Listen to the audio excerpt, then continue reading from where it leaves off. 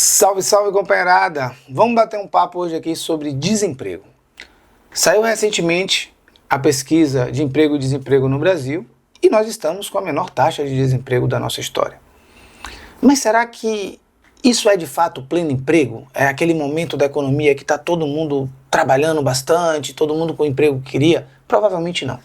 Provavelmente não é assim que você sente, não é assim que a população sente essa melhora toda. Mas por quê? Bom, a gente precisa primeiro compreender o que é estar desempregado para fins estatísticos da pesquisa. Para você ser considerado desempregado na pesquisa, você precisa estar em idade de trabalhar, não ter trabalho e estar procurando trabalho. Se qualquer um desses três elementos não estiver presente, você não será considerado para fins estatísticos como desempregado. Ora, é muito comum um pesquisador chegar numa casa e perguntar: você está trabalhando? A pessoa vai responder: estou fazendo uns bicos, sou camelô, tal, rodo Uber, faço isso. Ok, se você está trabalhando, você não é desempregado para fins da pesquisa. Por outro lado, a outra possibilidade é: o pesquisador pergunta, você está trabalhando? E a pessoa diz não. Bom, e está saindo para procurar emprego?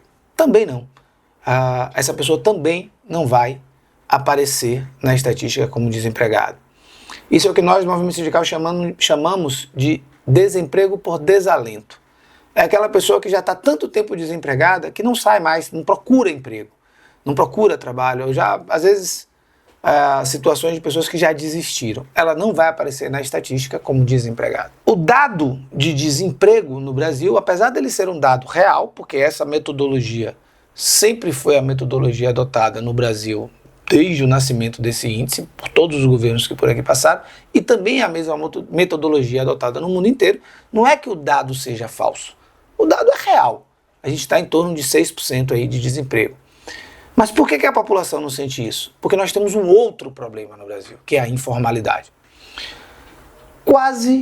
Mais da metade da população brasileira está na informalidade. Não tem carteira assinada, não tem um emprego formal. As pessoas estão se virando, estão rodando Uber, estão rodando camelô, vendendo um negócio aqui, ali, fazendo um trampo, um negócio para ganhar o seu dinheiro para sobreviver. Então a pessoa tem trabalho, mas não tem emprego.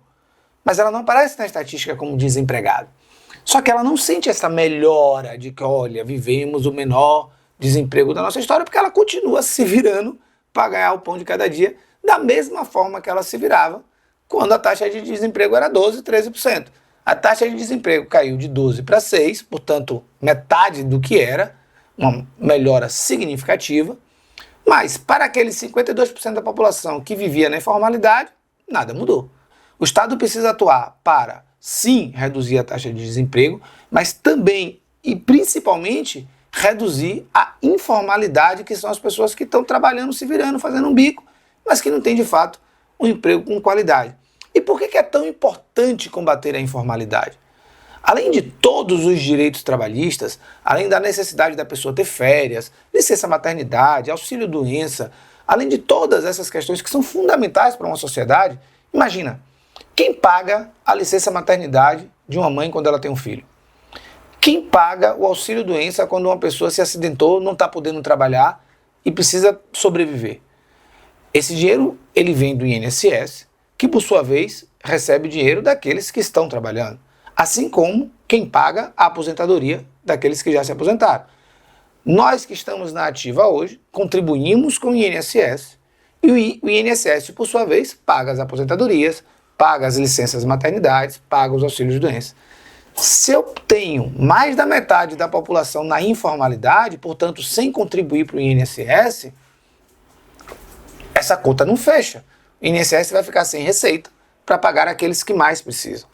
Um outro elemento que complica as pessoas compreenderem ainda estes dados de emprego e desemprego é o falso discurso do empreendedorismo, onde uma pessoa é levada a crer que está numa atividade como empreendedora, porque ela vai ser empresária, porque ela vai crescer, porque ela vai enricar, mas no final das contas ela está trabalhando 10, 12, 14 horas por dia, sem direito a férias, sem direito à licença maternidade. Se ela adoecer, ficar alguns dias sem trabalhar, ela não tem direito a um auxílio-doença. Se tiver um filho, não tem direito à licença maternidade. Portanto, essa pessoa foi levada a crer sobre o falso discurso de empreendedorismo que ela deveria trabalhar como escrava e sem direitos. E de empreendedorismo isso não tem nada. Isso é uma volta no tempo, é uma volta ao trabalho sem direitos, sem garantias, sem qualquer seguridade social, sem qualquer cidadania, e portanto a gente não pode confundir esta superexploração com uma pessoa que está empreendendo para construir uma nova empresa e um grande negócio. Um grande exemplo de falso empreendedorismo a gente vive hoje com os trabalhadores em aplicativo, seja Uber, seja os motoentregadores, onde as plataformas de aplicativo superexploram esses trabalhadores e tenta vender um discurso de que eles estão ali empreendendo, quando na verdade a plataforma explora cada vez mais e mais, controla sim horário, controla sim se essa pessoa está online, não está, tem toda uma gestão do tempo deste trabalhador, mas por sua vez, se ele cai de uma moto, se ele se acidenta, ele não tem nenhuma garantia. E tentam vender uma ideia de que este trabalho ele tem liberdade de ter horário, você pode fazer seu horário. Não, você não pode fazer seu horário porque você precisa ganhar dinheiro para comer. Então você está tão precarizado que você, na verdade, precisa trabalhar 10, 12, 14 horas ali em cima de uma moto ou atrás de um volante para fazer um trabalho que antes das plataformas existirem, esses trabalhos já existiam. Muito antes de existir celular, muito antes de existir um iFood ou um Uber e etc., a gente ligava para uma pizzaria e um motoboy vinha trazer a pizza. Portanto, o delivery já existia. A diferença é que aquele trabalhador, o aplicativo não criou um mercado novo, ele se apropriou. Aquele trabalhador que antes era um motoboy, que tinha uma carteira assinada, que trabalhava para entregar a pizza, hoje ele está na informalidade, tendo que trabalhar para 50, 500 restaurantes diferentes, 10, 12, 15 horas por dia, sem nenhum direito, sem 13º, sem férias, sem nenhuma garantia. Um outro elemento que tem acontecido muito na nossa economia e que ajuda as pessoas a não sentirem, não perceberem essa redução de desemprego é a pejotização. Recentemente, o ministro do STF, Flávio Dino, tem encampado aí uma luta contra a fraude trabalhista disfarçada de pejotização. O que é isso? O advogado, o médico, o economista, que muitas vezes já era inclusive trabalhador daquela empresa, já tinha carteira assinada naquela empresa, o patrão às vezes faz uma proposta que parece boa, porque o salário líquido ali do mês da pessoa vai aumentar e a pessoa até acredita que com isso ela está numa condição melhor. Porém, como ela agora está como um PJ, como se fosse uma empresa, uma pessoa jurídica, ela não vai ter nenhum direito trabalhista e no médio e longo prazo o empregador que economiza com o não recolhimento dos direitos trabalhistas e o trabalhador perde por não ter direitos trabalhistas e perde toda a economia também.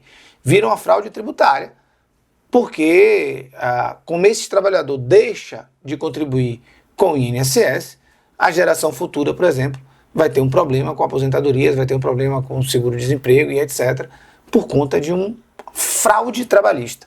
A pessoa que já era trabalhador é contratada como se agora fosse uma empresa, mas ela continua fazendo exatamente a mesma coisa que ela sempre fez. Um abraço e até o próximo vídeo aqui.